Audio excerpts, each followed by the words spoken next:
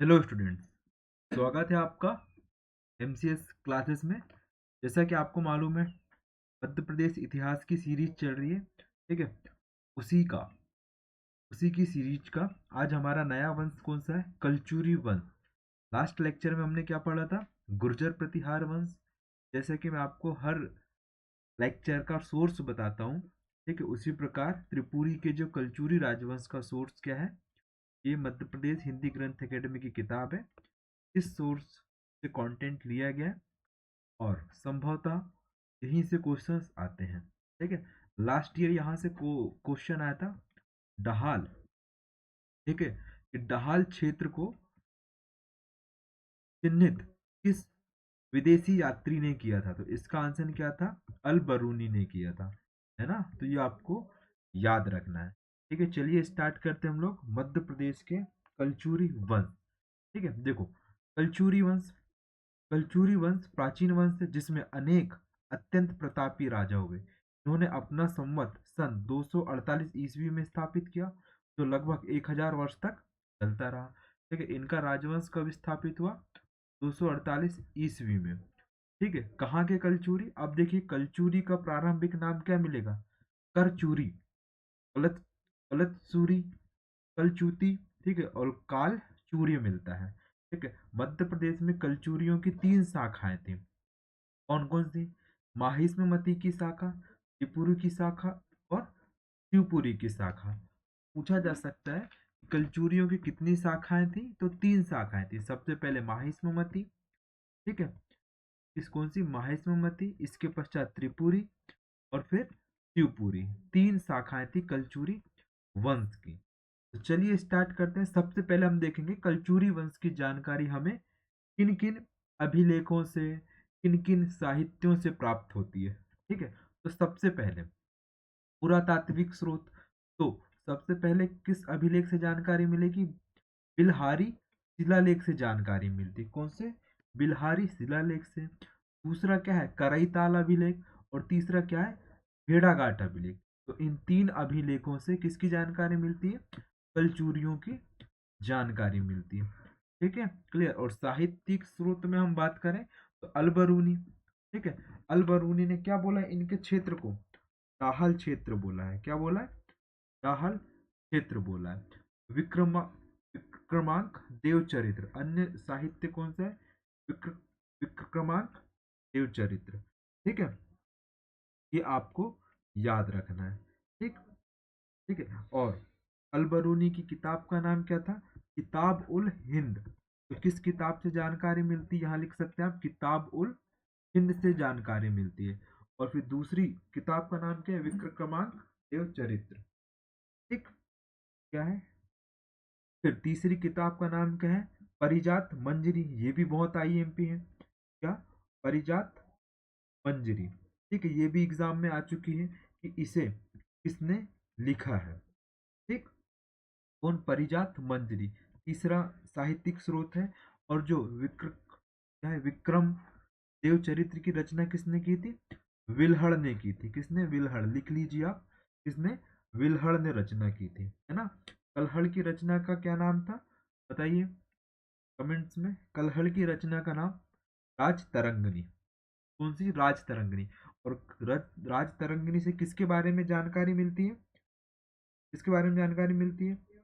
कश्मीर के शासन या कश्मीर में निवास करने वाले उस समय के, तत्कालीन समय के राजाओं के बारे में जानकारी मिलती है। ठीक है, क्लियर। तो ये हो गया क्या आपका? फिर नेक्स्ट क्या है? बसव पुराण। बसव पुराण से भी किसकी जानकारी मिलती है? कलचुरी राजवंश की जानकारी मिलती है। किसकी? कलचुरी राजवंश की जानकारी मिलती है आपको किससे? बसव पुराण से। ठीक, इसके पश्चात आर्य मंजूश्री मूलकल्प। ठीक है, इससे भी जानकारी मिलेगी। ये 2023 के प्री में क्वेश्चन पूछा जा चुका है कि ये जो साहित्य है किस संप्रदाय से संबंधित है? हीनयान, वज्रयान, ठीक है, या फिर महायान, किस शाखा से संबंधित है? ये किताब उन्होंने पूछ चुका है। फिर क्या है? विदसल भंजी का। ठीक है, अन्य साहित्य कौन सा है?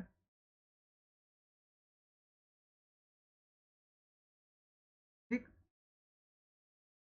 क्लियर। ये हो गया क्या? विदत विदताल भंजिका, इन साहित्यिक स्रोतों से कलचुरी वंश की जानकारी प्राप्त होती है। ठीक है, क्लियर। और जो ये परिजात मंजरी है, ये किसके समय लिखी गई किताब थी? राजा भोज के समय। ठीक है, भोज, राजा भोज के पश्चात एक शासक बने क्या? अर्जुन वर्मन। उनके समय इस नाटक की रचना हुई थी। इससे ही कलचुरियों की या कलचुरी राजवंश के बारे में जानकारी प्राप्त होती है। अब कलचुरियों की उत्पत्ति के संबंध में तीन मत प्राप्त होते हैं आपको। सबसे पहले पौराणिक मत। तो पौराणिक मत क्या है कि कार्तवीर से, इससे कार्तवीर से संबंधित होने के कारण इन्हें क्या माना जाता है? सोमवंशी और हैहय वंशी माना जाता है। भारतीय उत्पत्ति, इनके क्षेत्रों से प्राप्त सिक्के और प्रतिहारों के पतन के पश्चात इनकी उत्पत्ति, जैसा कि आपको मैंने लास्ट लेक्चर में बताया था। देखिए, यहाँ पे है दहाल के चेदी। ठीक है, दहाल वाले क्षेत्र में गुर्जर प्रतिहार वंश के पतन होने के पश्चात इस कौन कलचुरियों की उत्पत्ति हुई। ठीक है, पुनः आते हम, फिर क्या है? विदेशी मूल। तो कलचुरी शब्द संस्कृत जन प्रतीत ना हो करके, कौन सा शब्द है ये? तुर्क शब्द है। किस, कौन सा? तुर्क शब्द है। तुर्क शब्द के कुलुचूर, कुलुचूर से संबंध इनका माना जाता है। अतः जो किसका, कुलुचूर का अर्थ क्या होता है? उच्च पद पर आसीन व्यक्ति। इसलिए इसे क्या माना जाता है? विदेशी उत्पत्ति का सिद्धांत भी माना जाता है। ठीक है, क्लियर। तो चलिए स्टार्ट करते हैं। सबसे पहले हम लोग पढ़ेंगे माहिष्मति के कलचुरी। ठीक है, किसके? माहिष्मति के कलचुरी। कलचुरी की सर्वाधिक प्राचीन शाखा है ये। इनकी राजधानी क्या थी? माहिष्मति, ओमकारेश्वर और मंधाता। क्या थी? माहिष्मति, ओमकारेश्वर और मंधाता, तीन इनकी राजधानियां थी। 2021 के प्रीलिम्स में पूछा जा चुका है, ओमकारेश्वर का पूर्व नाम क्या था? तो मंधाता था। ठीक है, 2021 का प्री का पेपर उठाइए आप, वहां से आप ये क्वेश्चन देख लेंगे। तो इस टाइप के क्वेश्चन आपको इस यूनिट से देखने को मिलेंगे। ठीक है, अब माहिष्मति का जो कलचुरी वंश था, उसके प्रमुख राजा कौन कौन थे? कृष्णराज, शंकरगण और बुधराज, तीन राजाओं के बारे में जानकारी मिलती है। सबसे पहले राजा कौन थे? कृष्ण राज। ठीक है, माहिष्मति शाखा के संस्थापक थे। इनकी राजधानी क्या थी? माहिष्मति। शिव के उपासक थे। पशुपति शिव के भी उपासक थे। ठीक है, शिव जी के बहुत सारे आपको अवतार देखने को मिलेंगे। ठीक है, पशुपति अवतार, ठीक है, काल भैरव, तो महाकाल, ठीक है, इस रुद्रेश्वर, ठीक, कापालिक, लिंगायत, इस प्रकार के आपको देखने को मिलेंगे। तो ये किसके उपासक थे? पशुपति शिव के उपासक थे। ठीक है, इनके साक्ष्य कौन कौन से? चांदी के सिक्के की प्राप्ति हुई है। कहाँ से? नासिक से। नासिक में जो सिक्के प्राप्त हुए हैं, वो कौन से कलचुरी शासकों के थे? तो माहिष्मति शाखा के कलचुरी शासकों के थे। और साथ में सिक्के बेसनगर से भी मिले, विदिशा से, अमरावती, ठीक है, महाराष्ट्र वाले क्षेत्र से, बैतूल, जबलपुर, तंवर और पट्टन, इन इलाकों से इनके क्या प्राप्त हुए? सिक्के प्राप्त हुए। इनका राज क्षेत्र कहाँ पे था कृष्ण राज का? तो गुजरात, महाराष्ट्र, विदर्भ और मालवा क्षेत्र में। ठीक है, इनके द्वारा धारण की गई उपाधियां कौन कौन सी है? परमा, महेश्वर, मातृपित्र, पदानुध्यात, श्री कृष्णराज। ठीक है, ये किस में लिखा है? सिक्के में लिखा हुआ है। ये इनके सिक्के में क्या लिखा हुआ है? मातृपित्र पदानुध्यात श्री लिखा हुआ है इनके सिक्के में। ठीक, तो ये हो गया क्या? कृष्णराज। कृष्णराज ही माहिष्मति शाखा के क्या थे? संस्थापक थे। ठीक, चलिए नेक्स्ट शासक देख लेते हैं, शंकरगण। अब इनकी जानकारी कहाँ से मिलेगी? एक अधिपत्र मिला है कहाँ से? नासिक से। और एक दान पत्र मिला है कहाँ से? उज्जैन से। इन दोनों से किसकी जानकारी प्राप्त होती है आपको? शंकरगण की जानकारी प्राप्त होती है। ठीक है, शंकरगण के राज्य में अन्य क्षेत्रों के साथ साथ, ठीक है, अन्य क्षेत्रों के साथ साथ मालवा का भी क्या था? कुछ भाग शामिल था। ठीक है, जैसे हम मध्य प्रदेश की बात करें तो माहिष्मति आपको कहाँ देखने को मिलेगा? ओमकारेश्वर के आसपास पे, ठीक है, खंडवा में।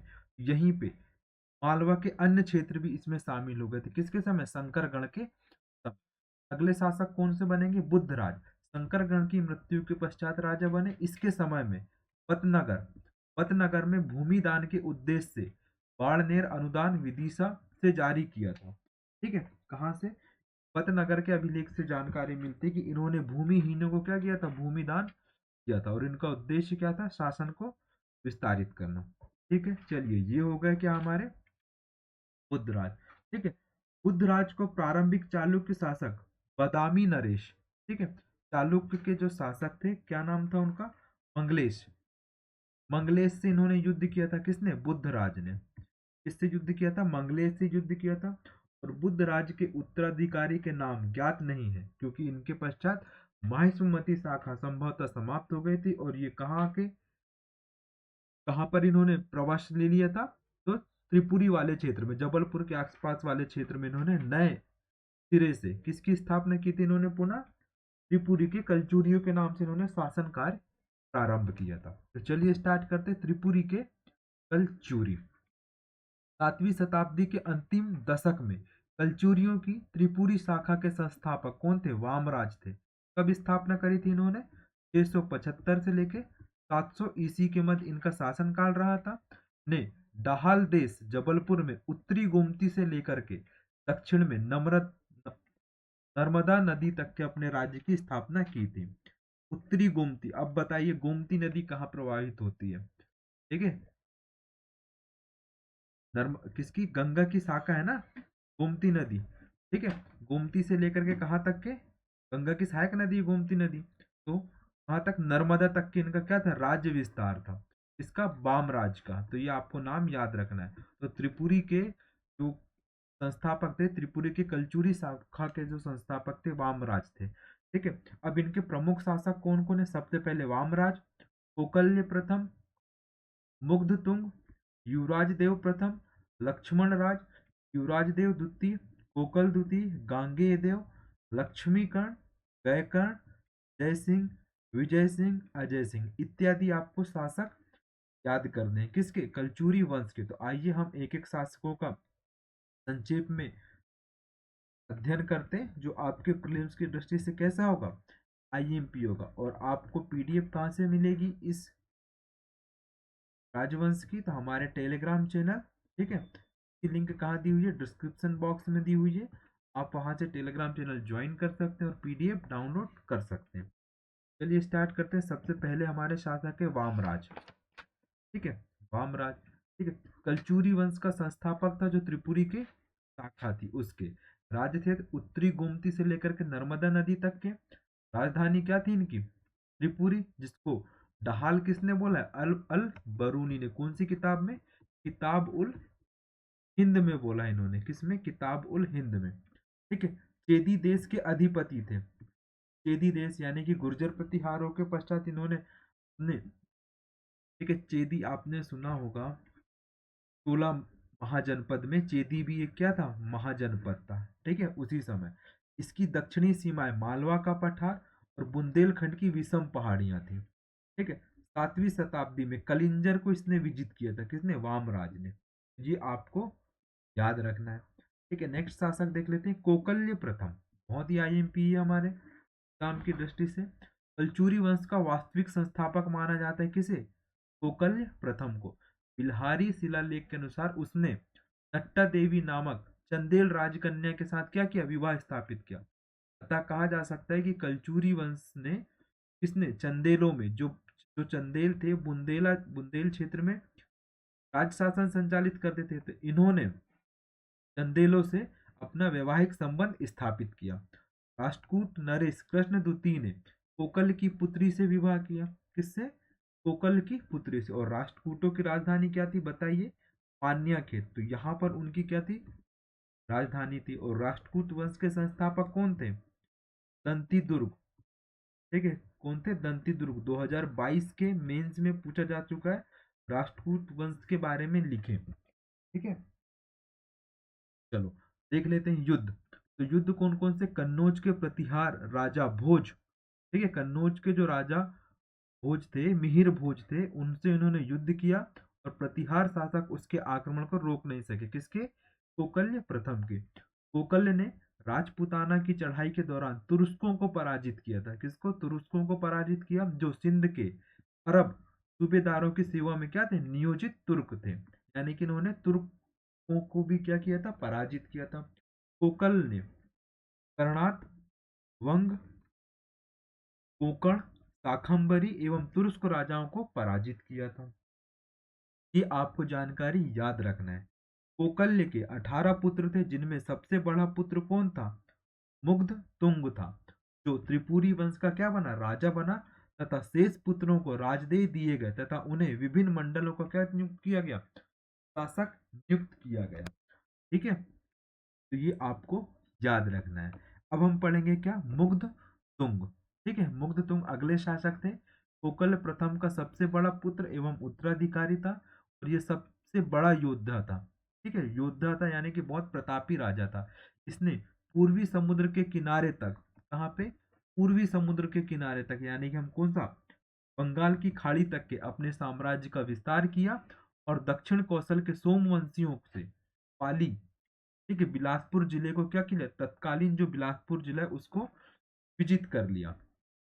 मुग्धतुंग ने अपने बहनोई राष्ट्रकूट राजा की भी क्या की थी? मदद की थी। मुग्धतुंग के दो पुत्र थे, बालहर्ष और केयूर केयूर वर्ष। इसे ही क्या कहा जाता है? युवराज देव कहा जाता है। ठीक है, पुत्री पुत्री का नाम क्या था? लक्ष्मी। लक्ष्मी का विवाह किसके साथ किया था इन्होंने? राष्ट्रकूट कृष्ण के जंग तुंग के साथ हुआ था। ठीक है, किसके साथ? राष्ट्रकूट वंश के राजा कृष्ण के साथ हुआ था। ठीक है, तो ये आपको याद रखना है। इसके पश्चात कौन शासक बनेंगे? बालहर्ष बनेंगे, क्योंकि सबसे बड़े पुत्र कौन थे? बालहर्ष।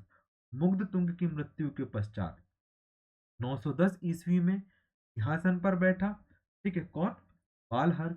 ठीक है, जिसके विषय में अनुमान कहा जाता है कि इन्होंने 5 वर्षों तक शासन किया था। कब? 1910, सॉरी, 910 ईस्वी से लेकर के 915 ईस्वी तक के। ऐसा प्रतीत होता है कि उसकी निसंतान मृत्यु हो गई, यानी कि बिना पुत्र के उसकी मृत्यु हो गई। उसके पश्चात उसका जो भाई था, छोटा भाई, कौन? केयूर वर्ष, युवराज देव प्रथम गद्दी पर बैठा। ठीक है, किस पे बैठा? गद्दी पर बैठा। और बालहर्ष का उल्लेख किससे, किसमें मिलता है? लक्ष्मीकर्ण के वाराणसी ताम्रपत्र से मिलता है। ठीक है, कहाँ से? वाराणसी के ताम्रपत्र से किसकी जानकारी मिलती है? बालहर्ष की जानकारी मिलती है। ठीक है, चलिए नेक्स्ट शासक कौन बनेंगे अब? युवराज देव प्रथम, सबसे महत्वपूर्ण शासक है। कौन से? कलचुरी वंश के। ठीक है, युवराज देव प्रथम। जानकारी किससे? कराईताल अभिलेख और बिल्हारी अभिलेख, ये दोनों कहाँ पर है? जबलपुर में। इनकी उपाधि क्या क्या है? केयूर वर्ष, कर्पूर वर्ष, त्रिकलिंगाधिपति, बहुत आईएमपी है, त्रिकलिंगाधिपति, परमेश्वर और चक्रवर्ती, इतनी इनकी क्या थी? उपाधियां थी। युवराज देव प्रथम अपने पराक्रम, शासन के, ठीक है, पराक्रम और शासन के लोक कल्याणकारी स्वरूप तथा शैव मत एवं विद्वानों को संरक्षण प्रदान करने के लिए इनका इतिहास में विशिष्ट स्थान है। यानी कि सब एक एक लाइन में सिंपल सा हम कहें तो ये पराक्रमी राजा होने के साथ साथ एक लोक कल्याणकारी राजा थे।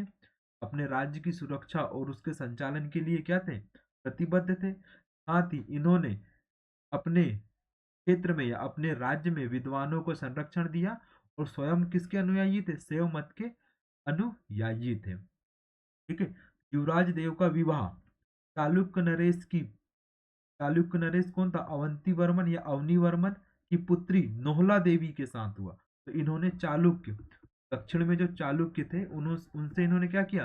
वैवाहिक संबंध स्थापित किया। ठीक है, और युवराज देव ने अपनी बेटी कुंदका देवी का विवाह राष्ट्रकूट नरेश अमोघ वर्ष तृतीय के साथ किया था। किसके साथ? अमोघ वर्ष तृतीय के साथ किया था। और बिल्हारी के शिलालेख में, किसके? बिल्हारी के शिलालेख में युवराज देव प्रथम की अत्यधिक क्या की गई है? प्रशंसा की गई है। तो ये आपको याद रखना है। इनके द्वारा लड़े गए युद्ध कौन कौन से हैं? गुर्जर प्रतिहारों के साथ संघर्ष, महिपाल को कान्यकुब्ज पर आक्रमण किया, कान्यकुब्ज मतलब कन्नौज, ठीक है, एवं पराजित किया। सोमवंशियों के साथ संघर्ष किया। ठीक है, किसके साथ? सोमवंशियों के साथ संघर्ष किया। और पड़ोसी के, क्या पड़ोसी के जो राजा थे, चिचाक भुक्ति के राजा यशोवर्मन को पराजित किया। किसको? यशोवर्मन को। चंदेल शासक जो थे यशोवर्मन, उनको पराजित किया।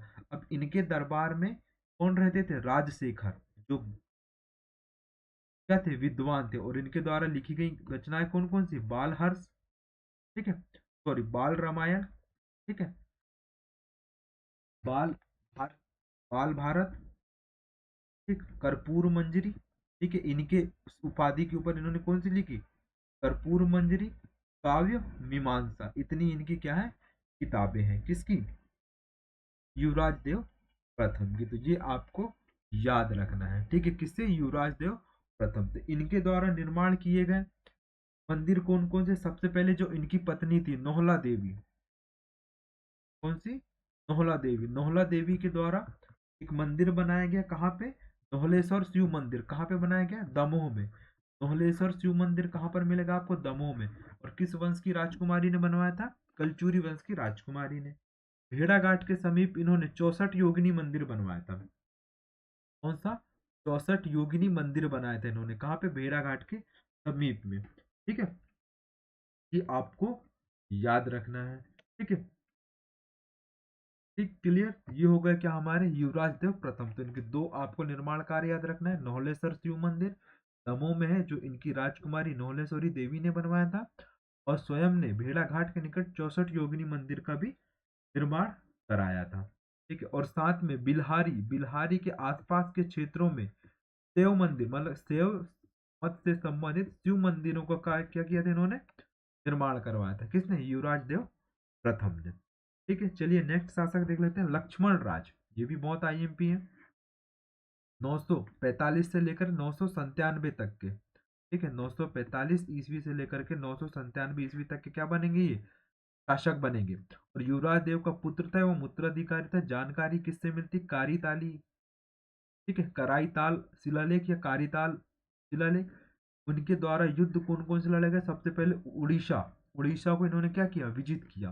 तो उड़ीसा पर आक्रमण कर स्वर्ण रत्न जड़ित नाग की प्रतिमा लूटकर इस प्रतिमा को सोमनाथ के प्रसिद्ध मंदिर सोमनाथ में शिव मंदिर को समर्पित किया। इन्होंने उड़ीसा से जीते गए स्वर्ण रत्न जड़ित नाग की प्रतिमा को कहां पर स्थापित किया? सोमनाथ के शिव मंदिर में स्थापित किया, ठीक है। चालुक्य आक्रमण।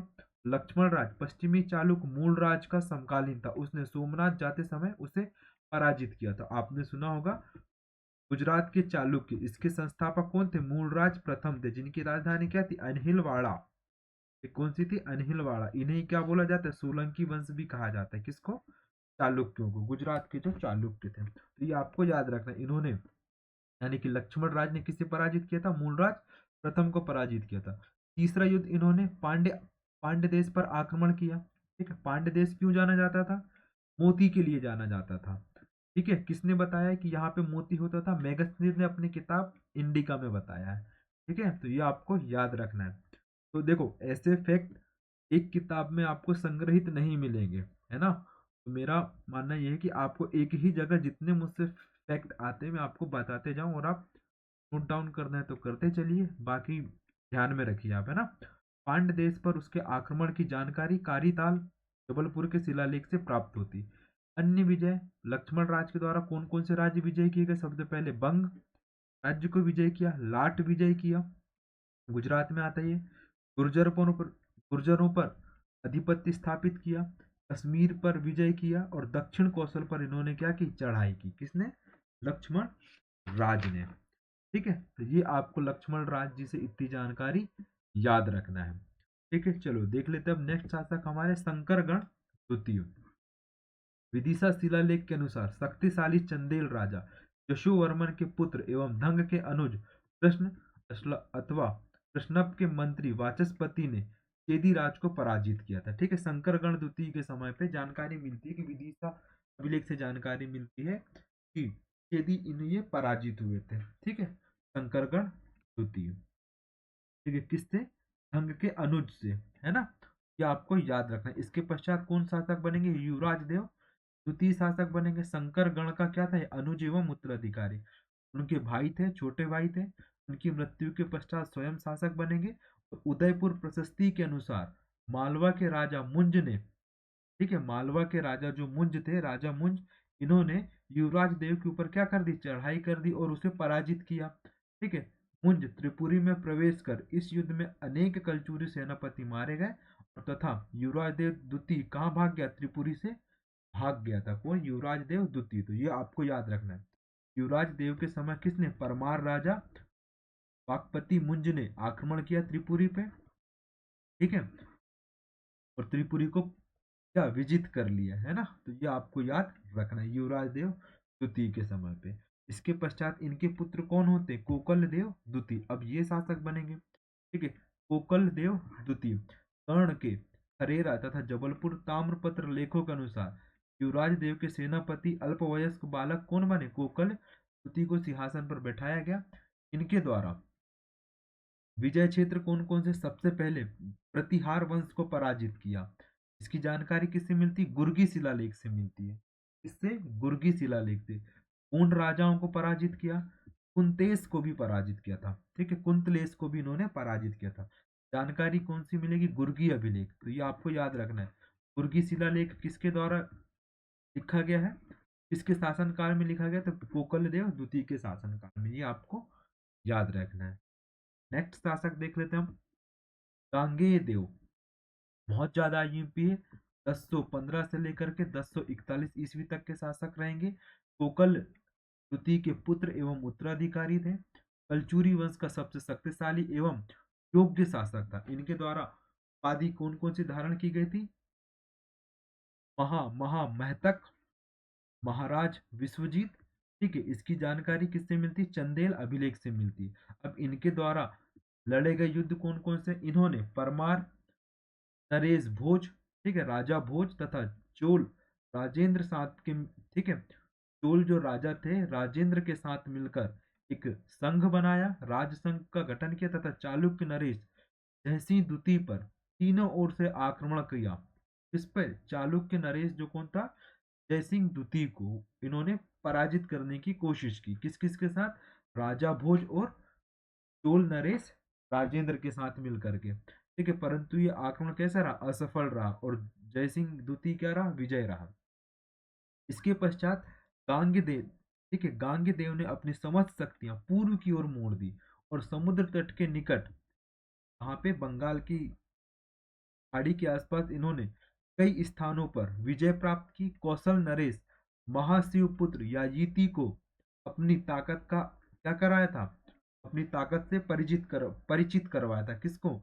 कौशल नरेश महाशिवपुत्र याजीती को। ठीक है, तुम्मन के, ठीक है, तुम्मन के कलचुरी वंशी कमलराज की सहायता से उड़ीसा के राजा शुभकर द्वितीय पर विजय प्राप्त की। ठीक है, किस पर? उड़ीसा के राजा शुभकर द्वितीय पर विजय प्राप्त की। ठीक है, और 1027 के पश्चात गांगेय देव ने राज्यों को हस्तगत करने की नीति अपनाई, यानी कि हड़पने की नीति अपनाई। उत्तर भारत में कांगड़ा घाटी तक इन्होंने अधिपत्य स्थापित किया तथा प्रतिहारों के पतन के पश्चात प्रयागराज, बनारस पे अधिकार कर लिया और सुदूर, कहाँ पर? सुदूर तुरहुत तक उसका आधिपत्य स्वीकार किया जाता था। कहाँ पर? तुरहुत एक राज्य था तत्कालीन समय में, वहां तक इसका आधिपत्य स्वीकार किया जाता था।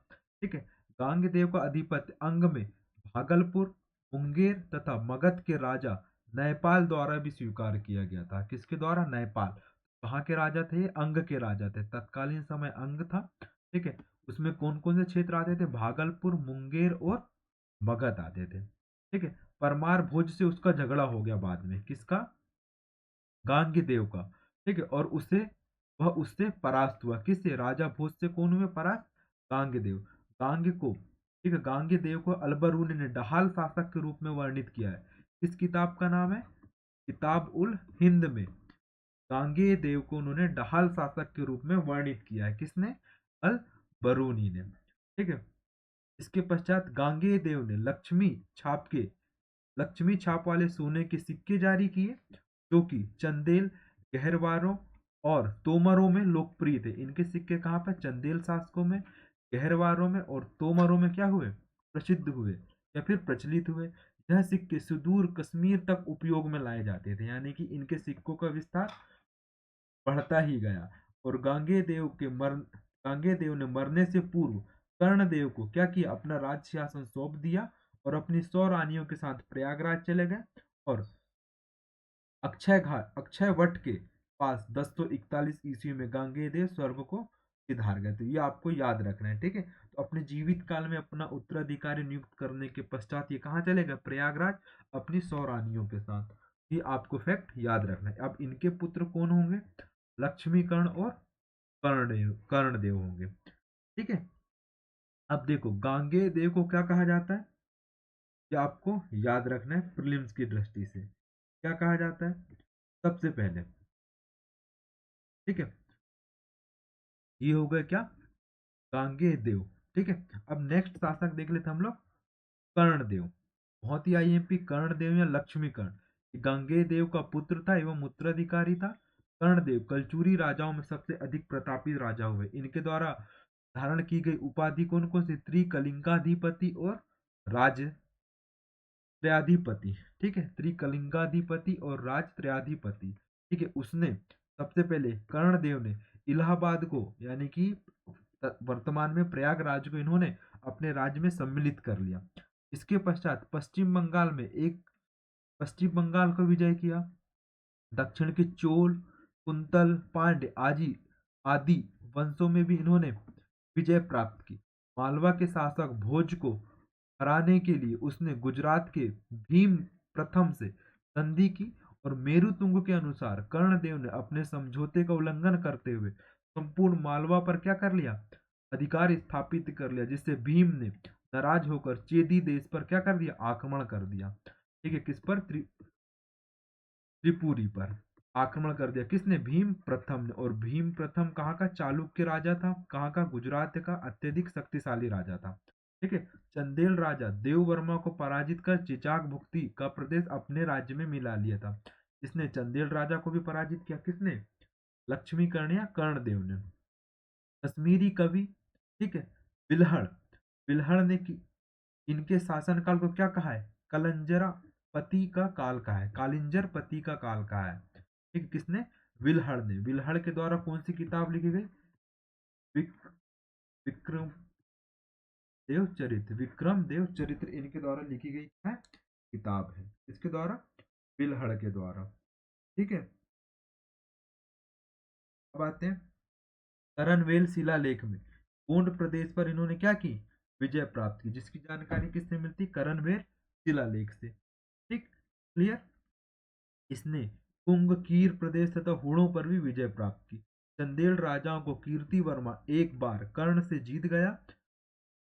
ठीक है, कीर्ति वर्मा किससे जीता, कर्ण को पराजित किया। इस जीत का उसने वर्णन कहाँ से मिलेगा, प्रबोध चंद्रोदय। किसमें, प्रबोध चंद्रोदय से इसकी जानकारी मिलती है कि कीर्ति वर्मा ने उसे पराजित किया था। ठीक, ये आपको नाम याद रखना है, किससे, लक्ष्मीकर्ण के बारे में इतनी जानकारी आपको याद रखना है। ठीक है, विजय से परिपूर्ण उसने जीवन के अंतिम दिनों में कर्ण कई बार पराजित हुआ। ऐसा माना जाता है कि 5 राजाओं ने, कीर्तिवर्मन, ठीक है, परमार के उदयादित्य, पाल राजा विग्रहपाल तृतीय, चालुक्य के नरेश सोमेश्वर प्रथम और अनहिल वाड़ा के चालुक्य भीमदेव या भीम प्रथम ने किसको पराजित किया था, लक्ष्मीकर्ण को पराजित किया था।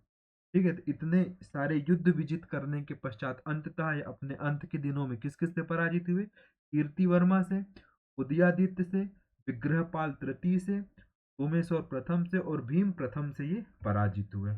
ठीक है, अब इन्हें, ठीक है, इनका विवाह किससे हुआ था, हुण वंश की राजधानी रानी कौन थी, अवहल देवी, अव्वल देवी से इनका विवाह हुआ था। ठीक है, इनके पुत्र का नाम क्या था, यशकर्ण देव। था इनके पुत्र का नाम यशकर्ण देव था। इन्हें हिंद के नेपोलियन की संज्ञा दी जाती, किसके, हिंद के नेपोलियन की संज्ञा दी जाती है। भारत का नेपोलियन किसे कहा जाता है, समुद्रगुप्त को कहा जाता है। ठीक है, और सॉरी, होलकर के नेपोलियन की संज्ञा किसे दी जाती है, मल्हार राव द्वितीय को दी जाती है। तो ये आपको फैक्ट याद रखने में। अब देखिए, अब लक्ष्मी कर्ण के द्वारा वाराणसी में, ठीक है, वाराणसी में एक शिवालय बनाया गया था। उसका नाम क्या था, कर्णमेरु। क्या था, कर्णमेरु नामक उत्तुंग शिलालय। कहाँ पे था, वाराणसी यानी कि बनारस में। ठीक है, और अमरकंटक में इन्होंने क्या बनाया था, कर्ण मंदिर बनाया था। किसने, कर्णदेव ने। ये आपको दो इनके निर्माण कार्य को याद रखना है, कौन सा, कर्णमेरु नामक उत्तुंग शिवालय और अमरकंटक में कर्ण मंदिर। ठीक है, चलो नेक्स्ट देख लें तब, यश कर्ण। बहुत ही आईएमपी, ये भी 1073 से लेकर के 1123 तक के शासन करेंगे। ठीक है, चलिए पढ़ते हैं हम लोग। यश कर्ण, इनके पिता का नाम क्या था, लक्ष्मी कर्ण था। इन्होंने जीवित अवस्था में ही अपना राज्यपाट संभाल लिया था। किसने? जसकर्ण देव ने, क्योंकि इनके पिता अपना राजपाट छोड़ करके अपनी 100 रानियों के साथ कहाँ चले गए थे? प्रयागराज चले गए थे। ठीक है। कर्ण वस्तुतः एक शक्तिशाली शासक था, महान साम्राज्य निर्माता था, साहित्य का क्या था ये? आश्रयदाता था। ठीक है। देखो, भेड़ाघाट, इनके द्वारा लड़े गए युद्ध कौन कौन से भेड़ाघाट से प्राप्त हुए? नरसिंह शिलालेख में उल्लेख किया गया कि हूण और पांड्य, मुदल, पुंग, बंग, कलिंग तथा कीर के राजाओं को इन्होंने क्या किया था? पराजित किया था। उनके शौर्य से कांपते थे। कौन? कहाँ कहाँ के राजा? हूण राजा, पांड्य राजा, मुदल, पुंग, बंग, कलिंग। ठीक है। जस्कर ने चंपारण को नष्ट कर गोदावरी तट के आंध्र राजाओं को पराजित किया था। के गोदावरी के जो आंध्र राजा थे उनको पराजित किया था। ठीक है। आंध्र आंध्र राजाओं को ऊपर विजय प्राप्त करने के पश्चात इन्होंने तेलंगाना पर आक्रमण किया और वहां से संपत्ति को लूटा और किसे भेंट कर दिया? भीमेश्वर शिवालय को भेंट कर दिया। ठीक है। परमारों से पराजय, लेकिन लक्ष्मण देव से ये क्या हुए? पराजित हुए। ठीक है। चंदेल एवं चालुक्यों से क्या हुए? पराजित हुए। और कन्नौज के गोविंद चंद्र ने इन्हें राज्य के कुछ भाग पर अधिकार कर लिया था। जो कन्नौज के जो राजा थे गोविंद चंद्र, जो प्रतिहार राजा थे, उन्होंने यशकर्ण के कुछ क्षेत्र पर अधिपत्य स्थापित कर लिया था। इनके द्वारा बनाए गए, इसके द्वारा, जसकर्ण के द्वारा बनाए गए मंदिर कौन कौन से? बनारस में कर्ण मेरु नामक 12 खंड के मंदिर। कर्णावती मंदिर कहाँ मिलेगा आपको? जबलपुर में। कर्ण तीर्थ स्नान घाट बनारस में मिलेगा। अमरकंटक के मंदिरों का निर्माण कराया। और कर्णावती, कर्णावती क्या बसाया था इन्होंने? नगर बसाया था। किसने? जसकर्ण देव ने। ठीक है, क्लियर। चलो अब नेक्स्ट शासक देख लेते हैं हम लोग, गयकर्ण। ठीक है। कौन? गयकर्ण। कब से कब तक के शासक बनेंगे? 1123 से लेकर के 1153 तक के। ठीक है। चलो अब देखते हैं। देखो, यशकर्ण का ये उत्तराधिकारी था। गयकर्ण के समय कलचूरी वंश की दशा क्या हो गई? अत्यंत क्षीण हो गई। गयकर्ण का विवाह मेवाड़ के गुहिल वंशी विजय सिंह की पुत्री अवहल देवी से तथा मालवा मंडल के नरेश उदयादित्य की पुत्री श्यामल देवी से हुआ था।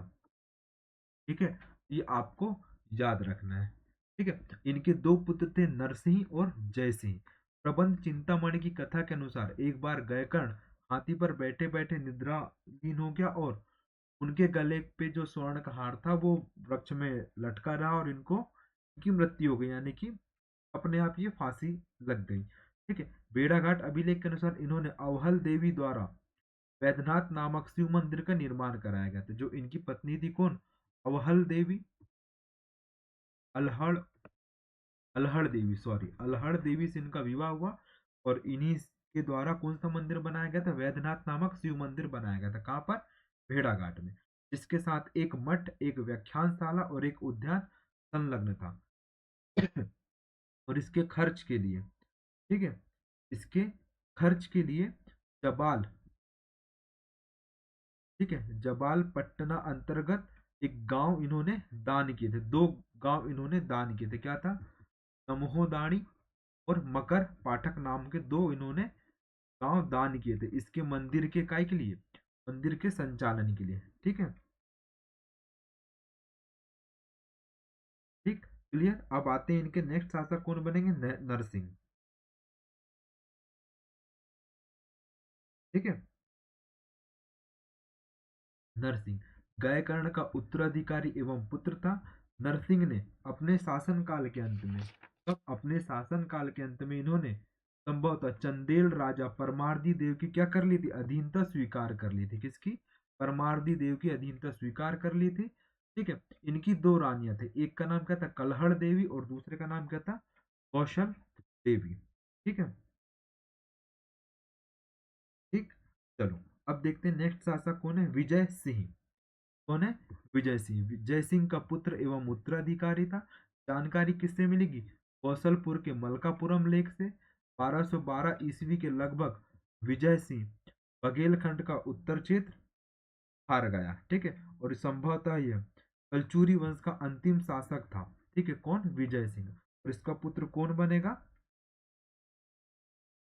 सॉरी, अंतिम शासक विजय सिंह था। इसके पश्चात अंतिम शासक कौन बनेंगे? इनके पुत्र अजय सिंह।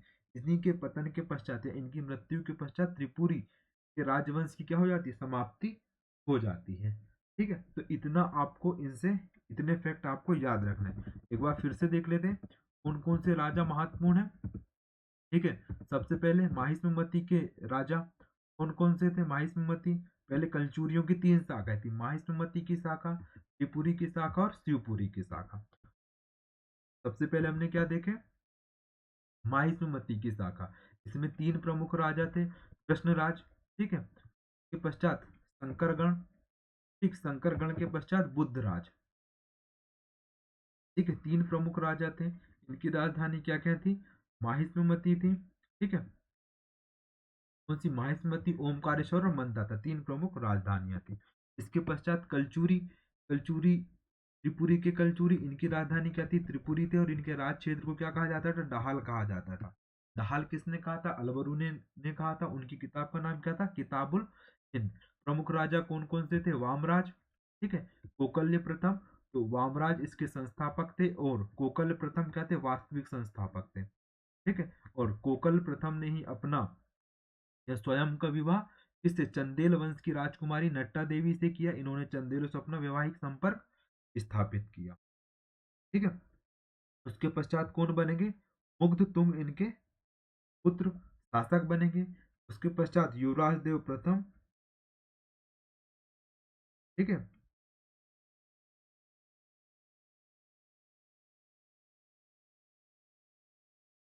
ठीक, इसके पश्चात लक्ष्मण राज, युवराज देव द्वितीय, कोकल्य द्वितीय, गांगेय देव, कर्णदेव, लक्ष्मी कर्ण, गयकर्ण, जय सिंह, विजय सिंह, अजय सिंह। इतने क्या है? प्रमुख शासक थे, किसके? कलचुरी वंश के। अब देखो यहाँ से क्वेश्चन क्या पूछा जा सकता है कि कलचुरी वंश के संस्थापक कौन थे? तो आपको यदि आंसर दिख रहा है वहां पे वामराज, तो वामराज लगाना है। यदि क्वेश्चन आ रहा है वास्तविक संस्थापक कौन थे, तो आपको क्या टिक करना है? कोकल प्रथम टिक करना है। ठीक है, फिर कहाँ से क्वेश्चन आएगा?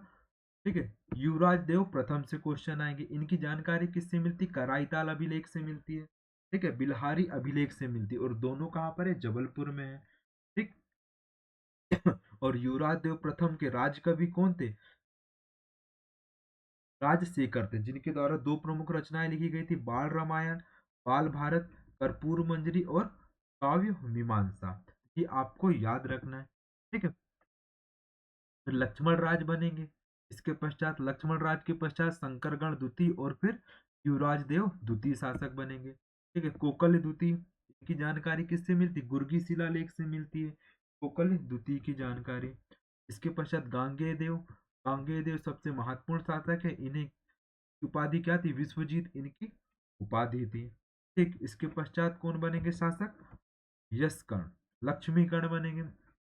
ठीक है, इनकी उपाधि क्या थी? त्रिकलिंगाधिपति और राज त्रयाधिपति, है ना। और इसी के समय प्रबोध चंद्रोदय, इन किसने लिखा था? ये कृष्ण मिश्र ने एक रचना की थी, प्रबोध चंद्रोदय। इसमें इनकी जानकारी मिलती है। ठीक है, और इन्हें हिंद का नेपोलियन कहा जाता है। ठीक, इसे लक्ष्मी कर्ण को, सॉरी, है ना, लक्ष्मी कर्ण को ही कहा जाता है, या कर्ण देव को क्या कहा जाता है? हिंद का नेपोलियन कहा जाता है। इसके पश्चात यशकर्ण बनेंगे। यशकर्ण के पश्चात गयकर्ण, और गयकर्ण के पश्चात नरसिंह, नरसिंह के पश्चात विजय सिंह, और विजय सिंह के पश्चात इनके पुत्र अजय सिंह शासक बनेंगे, जो त्रिपुरी वंश के क्या थे? अंतिम शासक थे। ठीक है, अब देख लेते हैं कि कलचुरी वंश के शासन काल में कौन कौन से मंदिर बनाए गए। ठीक है, सबसे पहले, ठीक है, केशव नारायण मंदिर। ठीक है, केशव नारायण मंदिर, ये पूछा जा सकता है, वैसे तो मेंस का क्वेश्चन है। त्रिपुरा की स्थापत्य कला को लेके कहाँ पर? ये अमरकंटक में है, यहाँ पे अमरकंटक में है। ठीक है, इस भगवान को समर्पित है ये मंदिर, विष्णु मंदिर, यानी कि विष्णु भगवान को समर्पित है। ठीक है, इसके पश्चात मछेंद्र, मछेंद्र नाथ का मंदिर, कहाँ पर ये भी कहा? अमरकंटक में, और किसको समर्पित है? शिव जी को समर्पित है। इसके पश्चात पतालेश्वर मंदिर, ठीक है, कहाँ पर? ये भी अमरकंटक में है। कर्णमेरु मंदिर कहाँ पे है? ये अमरकंटक में है। ठीक है, 64 योगिनी मंदिर कहाँ पर है? जबलपुर में है। ठीक है, ये आपको ये याद रखना है, ये मंदिर इनके द्वारा बनवाए गए थे। ठीक है, नोहलेश्वर देवी मंदिर कहाँ पर है? दमोह में है, नोहलेश्वरी देवी ने बनवाया था। ठीक है, शिव को समर्पित है ये मंदिर। इतने सारे आपको मंदिर यहाँ से याद रखने। आई होप आपको कलचुरी वंश समझ में और याद में आया होगा, है ना। अब हम नेक्स्ट जो हमारा लेक्चर आएगा किसका आएगा? चंदेल वंश से आएगा। किससे? चंदेल वंश से आएगा नेक्स्ट लेक्चर। ठीक है, thank you for watching MCS classes.